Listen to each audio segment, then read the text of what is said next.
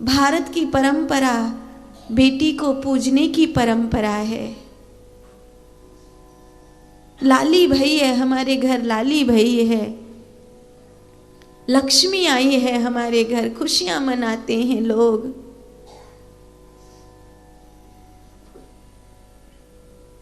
कई बार जब कोई बेटा मांगता है ना, तो ये मत सोचना कि उसके मन में बेटी के लिए भाव कम है।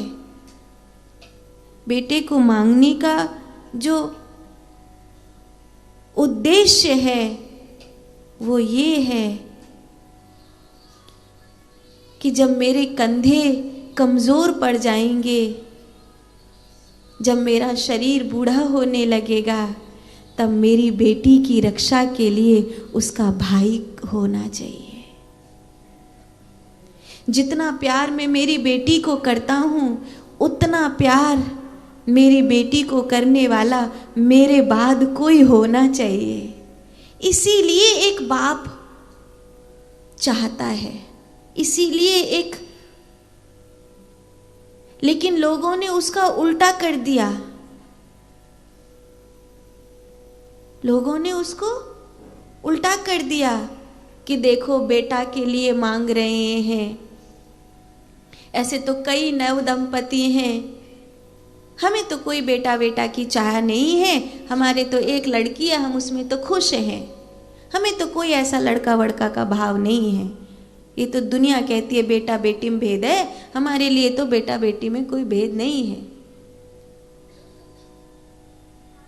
भेद नहीं है, लेकिन जब तुम्हारे कंधे कमजोर पड़ जाएंगे,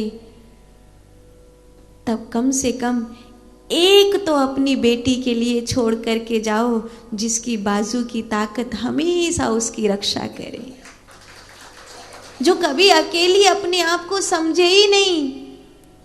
एक दिन था कि मेरा बाप मेरे पीछे चलता था, मेरा बाप मेरी उंगली पकड़ करके मेरे हाथ को संभालता था।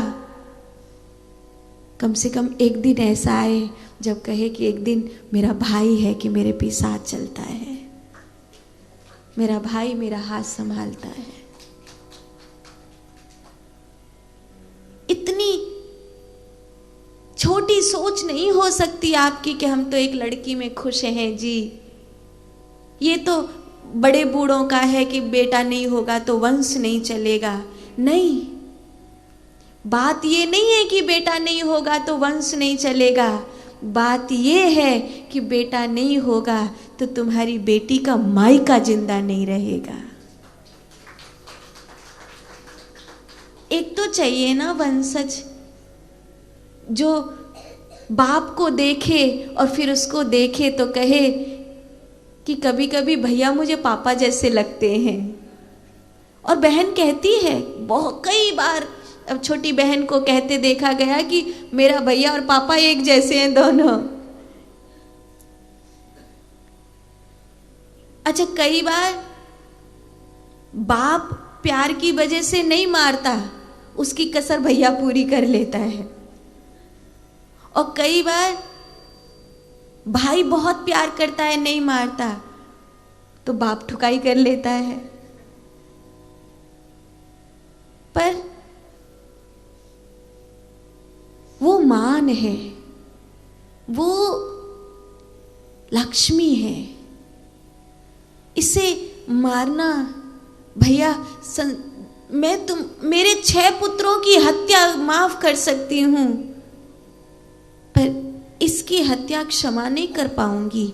देवकी ने कंस से कहा कि इसकी हत्या तो विधाता भी क्षमा नहीं कर पाएगा। देवकी बहुत रोई पांव पकड़ के कि उसको वो छोड़ दे, वो जगदम्बा है। लेकिन कंस पापी है, कंस दुष्ट है। आज भी है बहुत सारी दुष्ट। समाचार चैनलों में सुनने को नहीं मिलता क्या? 70 बरस के म्लेच्छ ने 3 बरस की छोरी के साथ दुष्कर्म किया। सोचो कितना नीच हो गया होगा आदमी। लोग कहते हैं कि आजकल लड़कियां कपड़े ऐसे पहनती हैं इसलिए ऐसा होता है। ठीक है कि बच्चियों को हमें मर्यादित कपड़े पहनाना बचपन से सिखाना चाहिए, लेकिन कपड़े से मानसिकता का सवाल नहीं है। मानसिकता तो वो तो असुरता है, उसकी तो आपको जब तक आप उसे फांसी पे नहीं चढ़ा दोगे तब तक उसका कोई इलाज नहीं है। 6 बरस की 8 बरस की कन्या कौन सा वो कर रही है, एक नन्ही सी बालिका, उसकी पूरी जिंदगी खत्म कर दी। क्या बिगाड़ा था उसने किसी का? लेकिन इस संसार में एक कंस की कहानी हम सुनाते हैं।